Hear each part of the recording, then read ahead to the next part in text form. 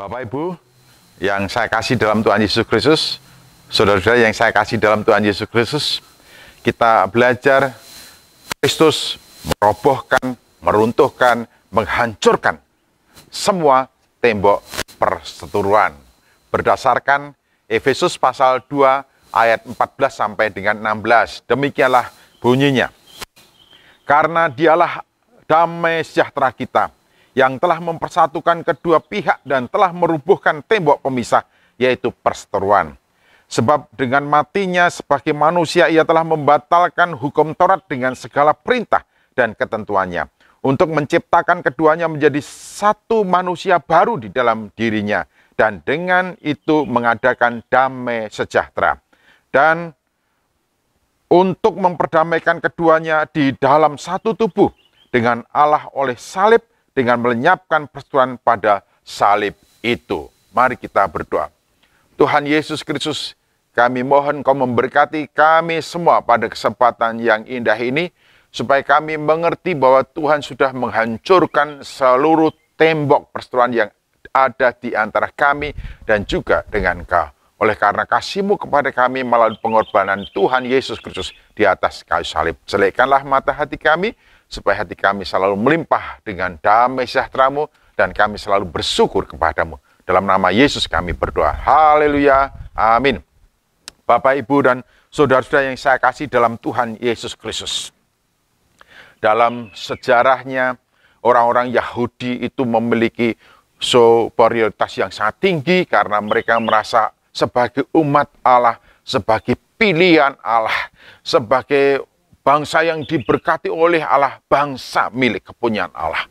Kemudian oleh karena superioritas yang sangat tinggi, orang-orang Yahudi memandang orang-orang lain, bangsa-bangsa yang lain itu sebagai bangsa kafir. Oleh karena itu, mereka memiliki tembok yang memisahkan tatanan sosial antara orang-orang Yahudi dengan orang-orang yang lainnya, antara bangsa Yahudi, bangsa Israel dengan orang-orang yang lainnya. Sehingga di antara orang Yahudi dan juga orang bukan Yahudi selalu ada perseteruan, ada pemisahan, ada penghalang untuk mereka bisa mengalami hidup bersama dengan rukun dan damai. Dan menganggap rendah, menganggap remeh, menganggap berdosa orang-orang selain daripada orang-orang Yahudi. Oleh karena itu di dalam firman Tuhan ini dikatakan di antara orang Yahudi dan orang-orang bukan Yahudi ada tembok perseteruan. Ada tembok isolemen yang memisahkan hubungan mereka satu dengan yang lainnya. Ada sekat-sekat yang menghalangi mereka untuk berkomunikasi dan berhubungan dengan yang lainnya. Kalaupun ada satu bangunan hubungan, orang-orang Yahudi selalu merasa lebih hebat, lebih baik, lebih segala-galanya bagi yang lainnya. Mereka bangga oleh karena keturunan Abraham. Mereka bangga oleh karena bangsa pilihan. Mereka bangga oleh karena mereka merasa bahwa orang-orang yang patut dan pantas mendapatkan seluruh janji Allah kepadanya di dalam hidup mereka. Oleh karena itu di sini Paulus mengatakan ada tembok perseteruan di antara orang Yahudi dan orang-orang bukan Yahudi. Nah, Bapak, Ibu, dan saudaraku yang saya kasih dalam Tuhan Yesus Kristus, Paulus katakan bahwa tembok perseteruan itu telah dihancurkan oleh karena kematian Tuhan Yesus Kristus di atas kayu salib. Saya akan membacakan di sini, karena dialah damai sejahtera kita yang telah mempersatukan kedua pihak dan yang telah merubuhkan tembok pemisah, yaitu perseteruan. Sebab dengan matinya sebagai manusia, ia telah membatalkan hukum Taurat dengan segala perintahnya dan ketentuannya, untuk menciptakan keduanya menjadi satu manusia baru di dalam dirinya, dan dengan itu mengadakan damai sejahtera.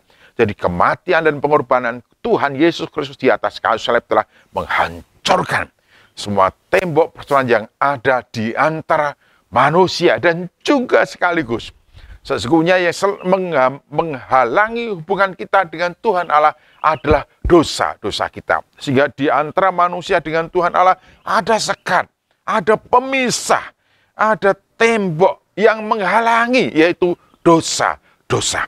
Nah, sekaligus di sini diberitahukan satu penjelasan yang sejelas-jelasnya, bahwa kematian Tuhan Yesus Kristus di atas kayu salib sekaligus menghancurkan tembok pemisah antara manusia dengan Tuhan Allah, yaitu menghancurkan dosa.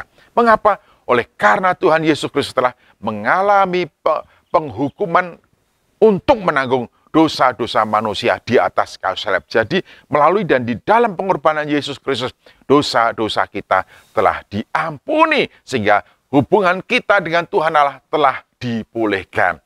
Berdasarkan kebenaran firman Tuhan ini kita dapat tahu bahwa hubungan kita di dalam Kristus dengan semua orang dipulihkan, hubungan kita di dalam Tuhan Yesus Kristus dengan Tuhan juga dipulihkan. Nah, bagaimana supaya kita bisa menjalani kehidupan bersama dalam damai sejahtera sebagaimana yang dianugerahkan oleh Allah melalui pengorbanan Yesus di atas kayu salib. Ternyata di sini dikatakan untuk menjadikan semua orang yang ada di dalam Kristus menjadi satu manusia baru di dalam dirinya. Jadi oleh karena kita ada di dalam Kristus, kita menjadi manusia baru, kita menjadi ciptaan baru, sehingga kita mempunyai cara pandangan terhadap orang lain dengan cara pandang Allah. Kita tidak lagi membedakan satu dengan yang lainnya karena kita sadar bahwa kita sesungguhnya semua adalah orang-orang berdosa. Dan dosa kita bisa diselesaikan bukan oleh karena kebaikan kita, bukan oleh karena kehebatan kita, tapi oleh karena pengorbanan Yesus di atas kayu salib. Jadi hubungan kita dengan sesama dipulihkan oleh karena kita diperbarui dalam Tuhan Yesus Kristus, sehingga kita bisa menjalin, membangun, memperlakukan setiap saudara-saudara kita, bahkan sesama kita dalam tatanan, pandangan, etika, sikap, perlakuan yang baru. Sehingga kita bisa hidup bersama dengan siapapun dalam damai sejahtera. Dan ternyata hubungan kita bukan saja dipulihkan dengan sesama, tetapi juga dengan Tuhan Allah. Sehingga di dalam Tuhan Yesus Kristus kita memiliki hubungan yang indah, intim dengan sesama dan sekaligus dengan Tuhan Allah. Saya akan membacakan ayat 16. Dan untuk mendamaikan keduanya di dalam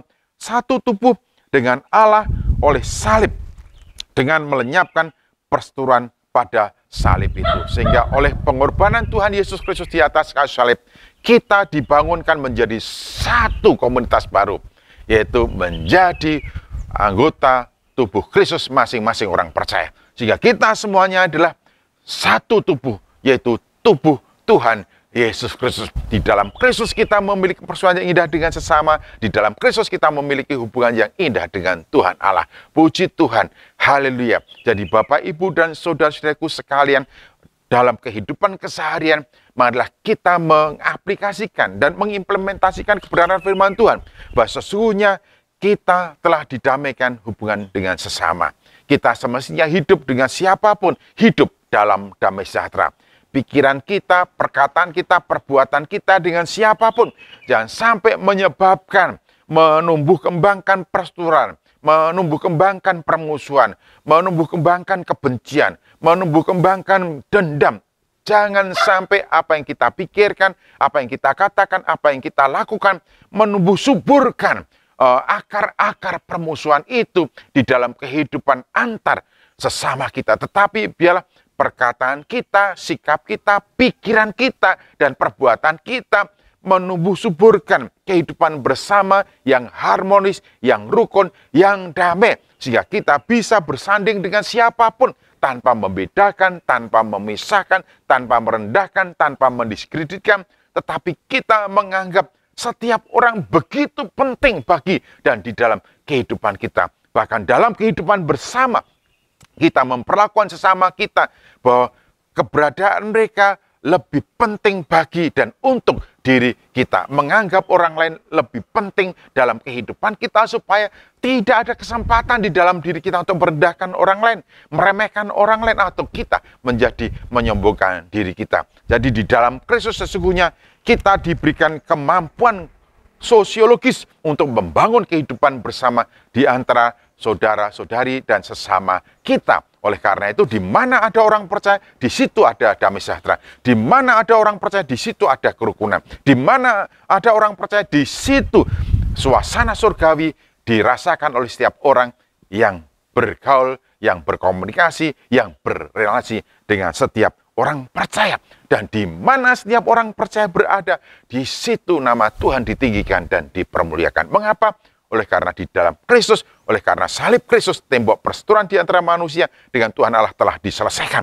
Sehingga kita memiliki damai sejahtera bukan saja dengan sesama, tetapi juga dengan Tuhan Allah. Oleh karena itu, Yohanes mengatakan persekutuan kita adalah persekutuan bukan hanya antara sesama, tetapi juga dengan Tuhan Allah di dalam Tuhan Yesus Kristus melalui kuat kuasa Roh Kudus. Camkanlah ini.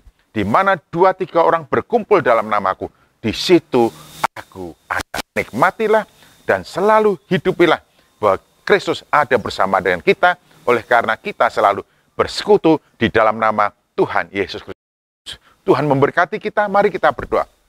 Tuhan, Engkau telah merubuhkan tembok perseteruan di antara umat manusia, bahkan dengan Engkau. Tuhan telah menghancurkan kuasa dosa, sehingga dosa tidak lagi berkuasa atas kami dan di dalam hubungan kami dengan sesama. Oleh karena nama-Mu dan oleh karena pengorbanan-Mu di atas kayu salib, Tuhan sudah mendampingkan kami dengan diri-Mu dan juga dengan sesama kami, sehingga kami menjadi satu tubuh Kristus. Sehingga kami diikat menjadi satu gereja Tuhan. Di dalam nama Tuhan Yesus kami berdoa. Haleluya. Amin.